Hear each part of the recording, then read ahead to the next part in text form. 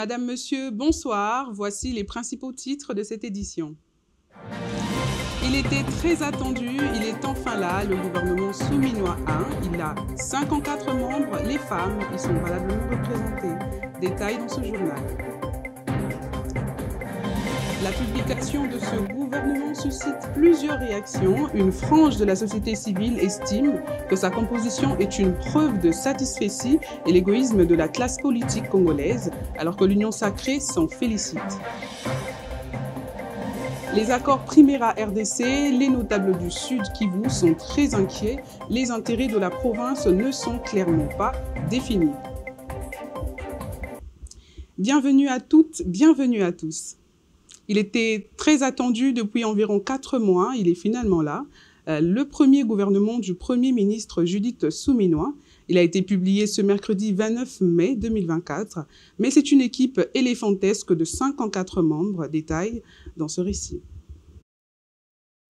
Le gouvernement Suminwa a été rendu public aux petites heures de ce mercredi 29 mai 2024. L'équipe compte 54 membres, dont 6 postes de vice-premier ministre, 9 ministres d'État, 4 ministres délégués, Jean-Pierre Liaou, F. Bazaïba, Augustin Kibasa et Patrick Mouyaya, gardent leurs fauteuils respectifs. Parmi les entrants figurent Jacquemin Chabani, vice-premier ministre de l'Intérieur, Guy Kabombo Mwandiavinta à la Défense nationale, Daniel Moukoko Somba à l'économie nationale, Guilan Yembo au plan et coordination de l'aide au développement. Dans les gouvernements siminois dévoilés ce 29 mai, le nombre de femmes a augmenté de 10%, contrairement au gouvernement précédent. Sur 54 membres nommés par ordonnance présidentielle, 19 femmes sont représentées dans ces gouvernements contre 14 dans les gouvernements Samalou Kondé. La nomination d'un nouveau directeur des cabinets du chef de l'État attendu, Guilan Yembo, a été nommé vice-premier ministre, ministre en charge du plan dans ces nouveaux gouvernements.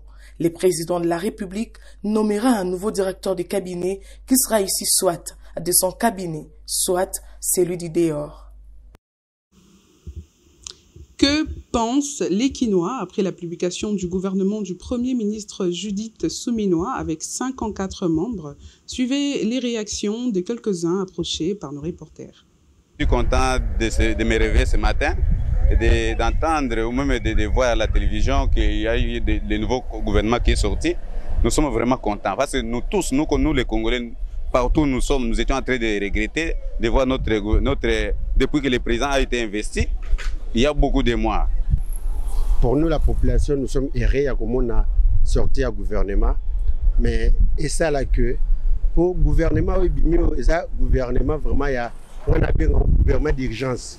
Si on a bien un gouvernement d'urgence, on a vu les personnes, il y a le nom répété à Batou. Mais ça peut aussi arriver que Koulou n'a pas comme un pasteur.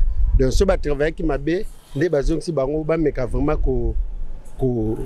Koulungula Congolais na kama vie oyo. On peut avoir chance hein. On peut avoir chance. Moi si muto kambana moi si bima premier ministre c'était depuis Congo Izala Congo. On peut avoir chance.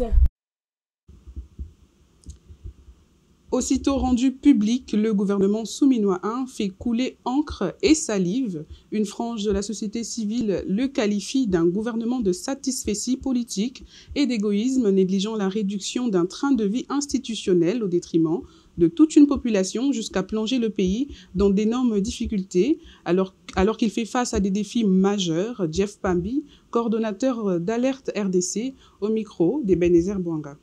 C'est juste un gouvernement de satisfecit politique. Il fallait satisfaire tout le monde, alors qu'il est impossible de satisfaire tout le monde. Et en voulant satisfaire tout le monde, il y en a qui sera sacrifié. Et le seul qui va être sacrifié, c'est le peuple congolais. Parce que ce gouvernement est éléphantesque, inutilement. Et nous craignons qu'il ne soit pas très efficace, même si on ne doit pas les juger avant qu'ils ne soient déjà à l'œuvre. Il faut créer un gouvernement par rapport au contexte, par rapport aux questions qu'il faut adresser. Et à l'heure qu'il est, notre problème est bien connu et il est spécifique. Il y a insécurité généralisée. Et il y a les conditions de vie des populations qui se détériorent au jour le jour. Mais au-delà de tout, on tombe dans ce que l'on craignait, c'est-à-dire tous sont péchés et sont privés de la gloire. Il est impossible de constituer un gouvernement objectif qui devrait adresser exclusivement les problèmes auxquels le pays fait face. Et ici, on est obligé de satisfaire toute cette marmaille de personnes qui tous n'ont pas la même idéologie et qui tous n'ont pas le même objectif en venant au pouvoir, lequel sinon on est en difficulté. Je pense que notre problème risque de ne faire que commencer. Au regard de la situation politique et sociale au pays, Alerte RDC redoute une crise, raison pour laquelle elle recommande un dialogue pour l'intérêt supérieur de la nation. Cette organisation de la société civile estime qu'il y a urgence que le président de la République convoque ces pourparlers avec les différentes couches de la société, car le contexte reste encore fragile. Suivez. Le chef de l'État prenne la mesure de la chose. Le pays est en guerre. La situation sociale des citoyens est catastrophique. Et que le chef de l'État comprenne que la fissure sociétale qui s'agrandit au jour le jour ne peut même pas aider son œuvre. Et que pour ce faire, il est important de mettre tous les égos de côté et de voir et ne voir que l'intérêt de la nation. Et cela ne peut passer que par l'unité renforcée de la nation, la cohésion renforcée de filles et fils de ce pays. Et cela ne peut se faire que si le chef de l'État décide enfin de manière désintéressée à mettre tout le monde autour d'une table, autour de lui, pour discuter des problèmes sérieux du pays. Et pour ça, Alerte RDC avait déjà sorti, avant même les élections, un plan de contingence pour éviter le chaos au pays. Et là, ce n'est pas un souhait, parce que nous aimerions que ce gouvernement réussisse. Son échec n'aiderait personne et encore moins la nation. Mais nous continuons à craindre que ce gouvernement ne soit pas efficace au regard de sa composition, au regard du nombre de ministères inutiles pratiquement. Et on aurait attendu moins de 25 ministres, ou aux alentours, pour en faire trop, aux alentours de 25 ministères. Et avec des tâches bien spécifiques. À l'union sacrée de la nation, le choix des différents animateurs des portefeuilles ministériels suscite des réactions de satisfaction. C'est le cas de AVC, Autre Vision du Congo, qui souligne que les choix opérés riment avec compétences telles que souhaitées par le chef de l'État, selon les attentes de la population. Suivez Cédric Moudiantou, porte-parole de l'AVC, dans ses propos recueillis par Ebenezer Bwanga. C'est vrai, les Congolais ont parlé, mais fallait-il que cette attente soit compensée par une compétence qui puisse répondre à ces attentes? Nous nous sommes rassurés que l'équipe gouvernementale, en tant qu'une équipe, permettait la tautologie. Le chef de l'État a tenu compte des joueurs qui répondent à son système de jeu. Et comme c'est un président qui prône le peuple d'abord, ça veut dire le progrès social, nous allons attendre de cette équipe, en dehors du profil et de la compétence qui déjà est lisible et visible, la productivité. Ici, nous parlons du gouvernement, nous ne parlons pas des couleurs politiques. Je crois que sur le marché, il n'y a pas de pain qu'on vend aux Congolais de l'Union sacrée et d'autres Congolais de l'opposition. Nous subissons la même réalité. Voilà pourquoi, face à la réalité gouvernementale, nous devons parler le même langage. Lorsque j'ai dit ici, je suis en train de relayer l'aspiration d'un peuple et non celle d'un camp politique. Vous avez vu quand même qu'il y a des entrées très significatives et qui ont marqué quand même. Il y en a qui déjà ont été là et qui sont revenus, peut-être pour essayer de continuer ce qu'ils avaient commencé, mais qui étaient arrêtés sur un goût d'inachevé. J'ai salué plusieurs entrées et je pense que ceux qui sont entrés pour la première fois au gouvernement vont se joindre à ceux qui ont une certaine expérience, notamment pour avoir déjà œuvré. Le plus important, c'est que nous puissions avoir une équipe compacte qui travaille sous l'impulsion de la vision du chef de l'État. Et nous sommes très rassurés qu'avec une première fois, une première ministre, c'est d'abord la femme qui est l'organisatrice de la société. Cette société congolaise sera réorganisée avec cette équipe gouvernementale. Puisque tout ce qui s'est fait aujourd'hui corrobore avec notre contrat social qui est la Constitution. Alors, on ne peut pas violer la Constitution pour satisfaire à certaines aspirations. Nous sommes légalistes. Voilà pourquoi il y a nécessité aujourd'hui, si vraiment nous militons pour l'émergence d'une nouvelle génération politique, changer la Constitution pour essayer de donner au président de la République la possibilité, cette fois-ci, d'œuvrer et d'agir de manière un peu plus indépendante qu'il s'est fait aujourd'hui. Production de l'or, les notables du Sud Kivu inquiets des accords Primera Group. Dans le secteur minier, l'accord de 1,9 milliard de dollars signé entre le gouvernement congolais et Primera Group suscite des débats passionnés alors que l'objectif est de mettre fin au trafic des minéraux vers les groupes armés. Des notables locaux remettent en question les avantages accordés à Primera, l'exclusivité pour l'exportation de l'or artisanal et les implications fiscales, soulevant des inquiétudes quant à l'équité et à la transparence de cet accord. Restez avec nous pour explorer les détails et les enjeux de cette affaire complexe dans ce dossier. Le gouvernement congolais a signé un accord d'1,9 milliard de dollars avec Primera Group, une société minière d'État des Émirats arabes unis. Cet accord vise à développer au moins 4 mines industrielles dans les régions troublées du Sud Kivu et du Maniema. L'objectif est de mettre fin au trafic de minéraux vers les groupes armés qui ont alimenté les conflits dans l'est du pays pendant des décennies. Cependant, certains notables congolais remettent en question les avantages accordés à Primera. L'accord porte essentiellement sur l'exploitation de l'or artisanal. La clause 5.1.2.3.3, page 30, accorde à Primera Gold DRC une exclusivité pour l'exportation de l'or artisanal. Cette exclusivité est assortie d'une exonération fiscale qui ne peut être accordée à une autre entité. Cela soulève des inquiétudes quant à l'équité et à la transparence de l'accord. Il s'agit d'une mafia organisée. Pourquoi ? Chaque société Primera n'apporte que 20 000 dollars. Je dis bien 20 000 dollars. Primera Gold, 20 000 dollars. Primera Metals, 20 000 dollars. Et dans les 20 000 dollars, la RDC apporte 9 000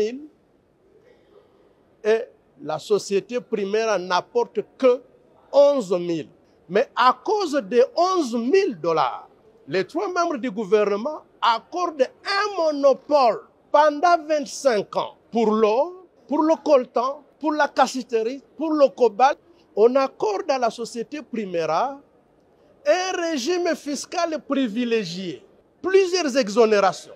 Le gouvernement congolais était engagé par les anciens ministres sortants de Finances, Nicolas Kazadi du portefeuille, Adel Kaninda et de Mines, Antoinette Samba. Cette dernière a été représentée par son vice-ministre. Cependant, des notables de la région du Sud Kivu exigent que certaines clauses de cet accord soient revues. Ils craignent que l'exclusivité accordée à Primera ne limite les opportunités pour d'autres acteurs économiques. Au moins 17 détenus sur 44 se sont évadés de la prison centrale de Chabunda dans la nuit du 27 au 28 mai 2024 après avoir trompé la vigilance des gardiens selon des locales. Tous les efforts des policiers visant à empêcher leur évasion ou les capturer se sont avérés vains. Cette évasion suscite des inquiétudes quant à la sécurité de la population locale car ces criminels circulent librement dans les villages.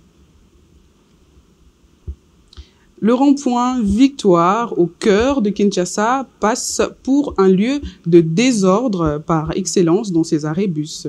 Et le spectacle était connu de tous en ce qui concerne les vols de l'argent, téléphones et autres effets.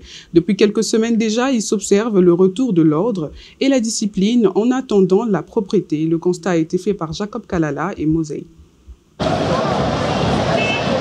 Dans sa chaleur humaine habituelle, le rond-point Victoire qui sépare les 2 municipalités le plus mouvementées de la capitale, Kinshasa, c'est le début d'un retour des anciennes habitudes de Léopoldville. La sécurité, l'ordre et le respect donnent les signaux du retour dans les différents arrêts de bus. Ce travail est l'œuvre de la volonté et la détermination du mouvement des capitaines de la police affectés dans cette partie de la République, dans cette partie de la ville. La population peut s'émouvoir librement et sans crainte. Certains vendeurs habitués à étaler leurs articles, même sur la voie, public redoute la rigueur et cet officier de la police, son approche est surnommée coup de marteau.